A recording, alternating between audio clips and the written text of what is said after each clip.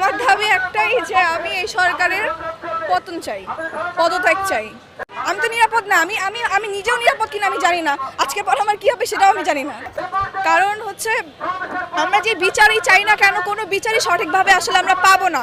এই যে 9 দফা দাবি স্টুডেন্টরা দিয়েছে, এই 9 দফা দাবি সরকারের পক্ষে মানা কোনোভাবেই সম্ভব না, তারা কখনো মানবেও না। যদি বলেও যে মানবে, তাহলে সঠিক বিচারভাবে কখনোই মানবে না।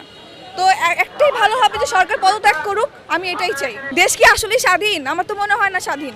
আমরা কোনো স্বাধীন নাগরিক না।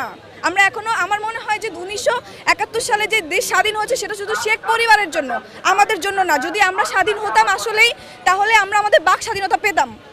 আমাদের কথা বলতে গেলে ভয় পেতে হয়, আমাদের নিজেদের ন্যায্য দাবি আদায় করতে গেলে ভয় পেতে হয়, এভাবে গণহত্যা হতে হয়, আমাদের সবাইকে মরতে হয়, রাস্তাঘাটে আমাদের ভাই বোনদের মরতে হয়। দেশ তাহলে কোথায় স্বাধীন? স্বাধীন শব্দটাই উচ্চারণ করা যাবে না। আমরা এখনো স্বাধীন না। স্বাধীনতা